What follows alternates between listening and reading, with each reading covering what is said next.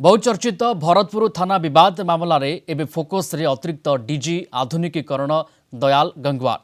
14 दिन मध्य राज्यर थाना और फांडीगुड़िकर सीसीटीवी संपर्कित रिपोर्ट हाइकोर्ट रे दाखल करने को निर्देश देते हाइकोर्ट। केवल राज्य सरकार ऑफिसर नुहे ए मामलें परिचालन में से कोर्ट का ऑफिसर भाव सहायता करने को दयाल गंगवार साहाय्य लोड़ी high court. Lieutenant general P S Shekhawat पक्षर आगत लेटर पिटिशन को जनस्वार्थ मामला भाव ग्रहण करी हाइकोर्ट मुख्य विचारपति जस्टिस चक्रधारी शरण सिंह जस्टिस सावित्री रथ को नहीं गठित खंडपीठ मामलार विस्तृत शुणाणी करते। आसंता अक्टोबर 8 तारिख में मामलार परवर्ती शुणाणी धार्य होता बेले ता पूर्व अतिरिक्त डीजी दयाल गंगवार और राज्य सरकार रिपोर्ट तलब कर हाइकोर्ट। जड़े आर्मी ऑफिसर सहित थाना किभली व्यवहार करा उचित एवं सेना अधिकारी सम्मान और मर्यादा पाई राज्य सरकार की पदक्षेप नहीं से संपर्क में सरकार हाइकोर्ट को रिपोर्ट देवाकू निर्देश रही। अतिरिक्त डीजी दयाल गंगवार बदली होई अन्य विभाग को गले ए मामलार परिचालन में हाइकोर्ट को सहायता करेंगे बोली निर्देश देते अदालत। केवल थाना नुहे राज्यर समस्त थाना और आउटपोस्ट गुड़िक सीसीटीवी स्थिति कौन रही, सीसीटीवी काम करुच्ची कि नहीं, सीसीटीवी हार्ड डिस्क क्षमता केते रही, ए समस्त दिगरे अतिरिक्त डीजी दयाल गंगवार जांच करी हाइकोर्ट को रिपोर्ट देवे। अतिरिक्त डीजी दयाल गंगवार को रिपोर्ट उपरे एबे समस्त नजर रही। अधिक आलोचना करने सूचना नहीं जा कटक जोनाल हेड विभूति साहू आम सहित जोड़ी होती फोलांद रे। विभूति 14 दिन मध्य दयाल गंगवार तांको सीसीटीवी संपर्कित समस्त रिपोर्ट कोर्टना कोर्ट हाइकोर्ट उपस्थापित हम ए कथा को नहीं केमती बर्तमान समय नजर रहिबो। देखंतु Priyaranjan lieutenant general P S Shekhawat पक्षर जो आगत लेटर पिटिशन होइतिला ताकू जनस्वार्थ मामला भाव ग्रहण करी ओडिशा हाइकोर्ट रो मुख्य विचारपति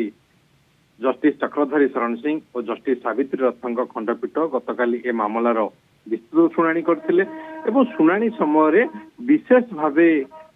सीसीटीवी राज्य रे केते थाना और फांडी आउटपोस्ट रही काम करुच्ची कि नहीं बा जदि काम करुच्ची तार हार्ड डिस्क रो स्टोरेज कैपेसिटी केते ये समस्त विषय देखी जांच करी रिपोर्ट देवाकू मान्यवर हाइकोर्ट कहते। आप देखिए गतकाली शुणाणी समय एडवोकेट जनरल उपस्थापित करते राज्य में 650 थाना रही 593 थाना सीसीटीवी व्यवस्था रही बाकी 57 थाना सीसीटीवी व्यवस्था मुख्यमंत्री निर्देश देते से प्रक्रिया जारी रही। किंतु मान्यवर हाइकोर्ट ये जानवा चाहिए केवल सीसीटीवी लगाईदेले हेब नहीं ताहा कार्यक्रम हेबा दरकार, नियमित जांच हेबा दरकार, सीसीटीवी काम केते करूची एवं जदि भी काम करूची तार स्टोरेज बा रेकॉर्डिंग कैपेसिटी हार्ड डिस्क रो केते रहुची ये समस्त विषय रे जानिबा को चाहिए एवं जहाँ जोथि पई अतिरिक्त डीजी मॉडर्नाइजेशन दयाल गंगवार वरिष्ठ आईपीएस सहायता लड़िछंती कोर्ट एवं जड़े राज्य सरकार वरिष्ठ पुलिस अधिकारी नुह कोर्ट को सहायता करने भली आमिकस क्यूरी भली सहायता करने भली एठी लोड़ी मान्यवर हाइकोर्ट एवं आहुरी निर्देशनामा स्पष्ट करिसेंती जे जदिओ दयाल गंगवार बदली हुए अन्य विभाग को मॉडर्नाइजेशन को छाड़ी अन्य विभाग को केबे भी कोर्ट रे ए मामला परिचालन रे से सहायता करिवे एवं 14 दिन भितर समस्त सीसीटीवी रिपोर्ट राज्यर थाना फांडी आउटपोस्ट गुड़िकर सीसीटीवी तथ्य देवाकू कहुई जड़े आर्मी ऑफिसर सम्मान और मर्यादा राज्य सरकार कौन पदक्षेप नहीं से संपर्क में राज्य सरकार रिपोर्ट देवे। आसंता 8 तारिख में मामलार परवर्ती शुणाणी हेबो एवं परवर्ती शुणाणी पूर्व राज्य सरकार रिपोर्ट देवे एवं वरिष्ठ आईपीएस ऑफिसर दयाल गंगवार बिल्कुल 8 तारिख परवर्ती शुणाणी किंतु ता पूर्व 14 दिन में थाना सीसीटीवी रिपोर्ट देवाकू पड़िबो अर्थात हाइकोर्ट संपर्कित तलब करिसेंती एवं दयाल गंगवार ए संपर्क में हाइकोर्ट को तथ्य देवे एवं 14 दिन भितर राज्य में थाना गुड़िक फांडी गुड़िक केमती सीसीटीवी संपर्कित तथ्य रहुची तारी बाबद में हाइकोर्ट को जणाइबे